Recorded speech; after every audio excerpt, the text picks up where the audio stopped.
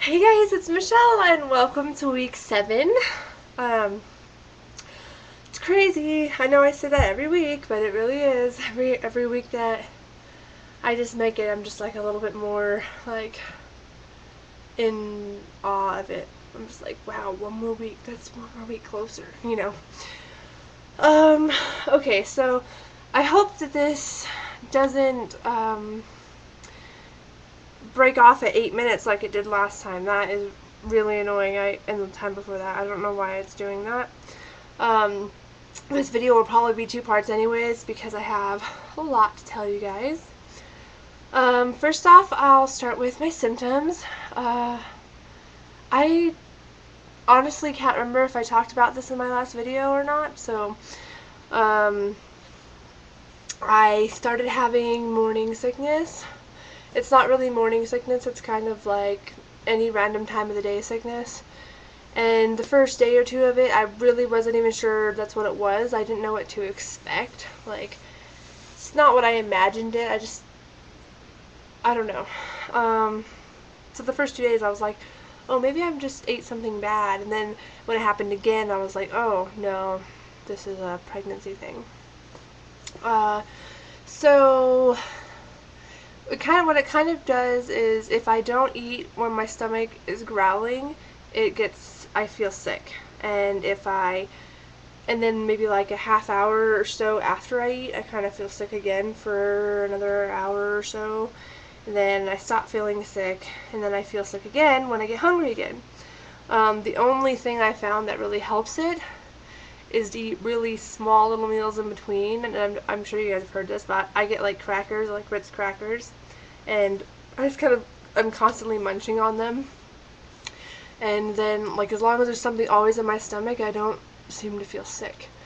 But um, I'm trying to like break myself of that because I don't want to be always eating because that's not good either. But on the days when it's really bad, that's really the only thing I can do to feel better. So there's that. I don't actually throw up, I just feel like it. Like, I can just kind of feel it in my stomach, and I'm just like, uh, you know.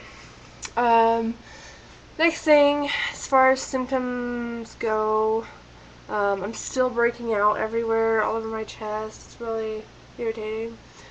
And I've also had to go up a cup size. And I know it must have happened really slowly because I never ever woke up one day and was like, wow, look at those.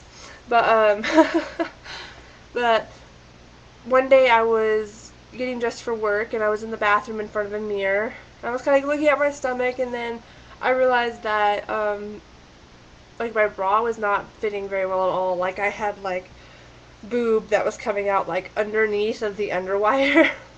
And I was like, whoa, that's weird. And I thought, well, maybe it's just that bra, because I'd had that bra for a while, so I was thinking maybe it's just slowly shrunk.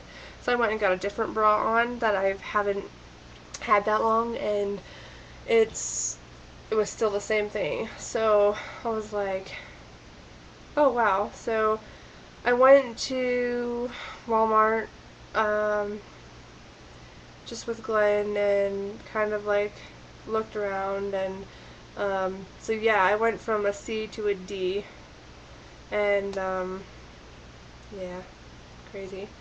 Uh, I don't know if that's going to be it, like that's going to be my size, but I imagine I'll keep growing, especially when my milk comes in.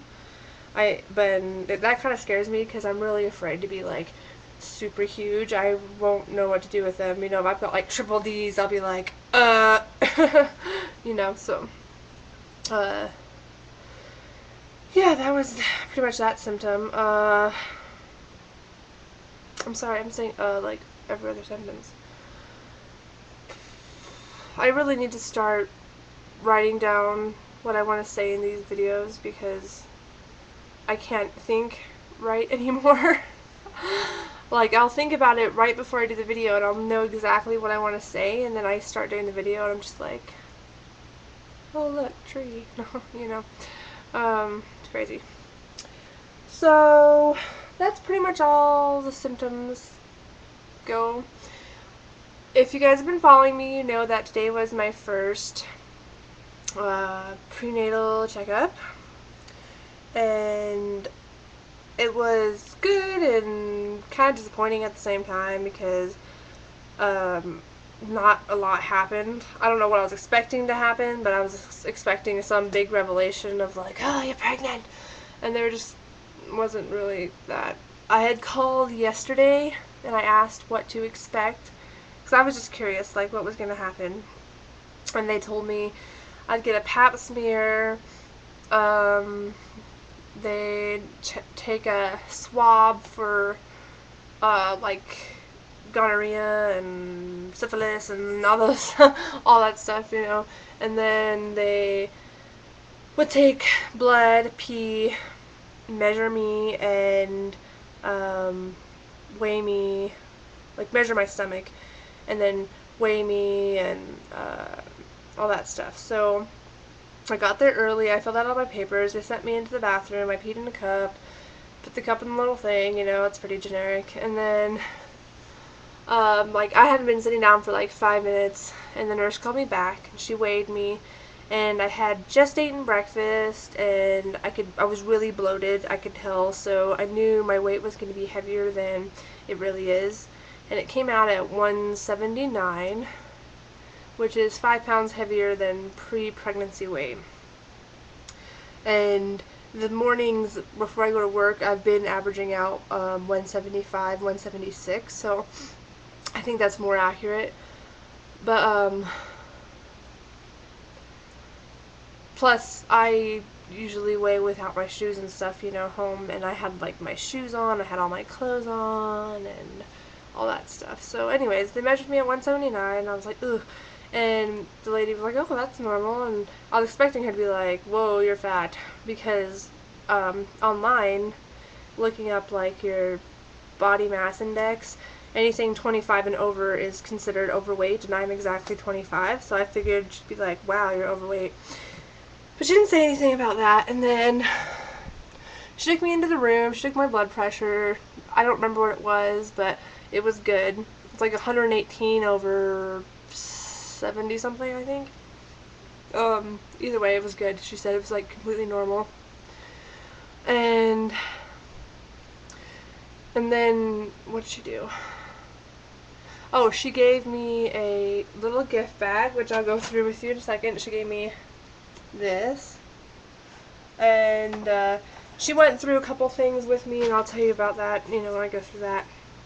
And then she was just kind of like, okay, well, I can either save you a trip and you and draw your blood here, or you can go over and to the lab and get them to draw your blood. And she asked me if I was in an easy stick, and I'm like, yeah, I've never had any people really have any problems except when I was younger. And she's like, oh, okay. And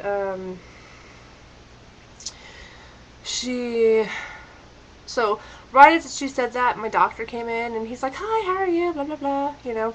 Oh, I forgot to say this, sorry. Before she did the whole thing with the bag and stuff, she went through the questions. When was your last period? Were your periods always normal? Do you have light ones, heavy ones? Is there any history of this in your family? Do you do this? Do you do that? Blah blah blah. She had like 30 questions, you know, and I pretty much knew them all, except she'd asked like if I knew like the month and year when I got my first period, and I was like, I know the year, so, but, or no, she asked, do I know how old I was when I had my first period, and I said, well, I'm like, you mean like the month and year? She's like, well, do you know that? I was like, no. I was like, I know how old I was, and I told her, and yeah, she was just super nice. And then, okay, so doctor came in, and he's talking to me, and he just kind of went over generic. He had like a poster on the wall for like your first trimester with like actual size pictures of the baby, and my baby's like an inch to an inch and a half right now, so I was like, hey, that's cool, it's like this big, maybe a little less, maybe like that big, I don't know, whatever an inch and a half is.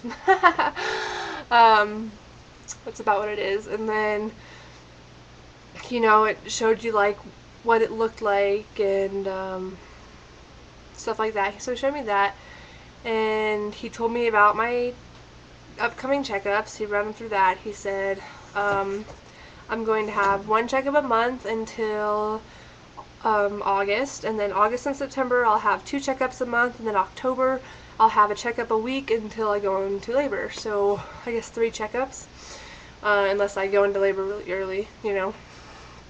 So 3 checkups in October. And so he talked about that, and he said at 19 weeks, which is my, let's see, May's month checkup, like the month of May's checkup, is going to be my anatomy scan. And he said, and he explained, like, I can't believe I forgot all the stuff he said, but he started from the head and worked his way down. And he was like, well, you know, I'll check like cranial size, and I'll check this size, and I'll check the length of this and this, and he worked his way down his body, and he's like pointing, and I'm like, I don't know, he was just really nice. And then find out the gender. I jumped ahead of him. I didn't.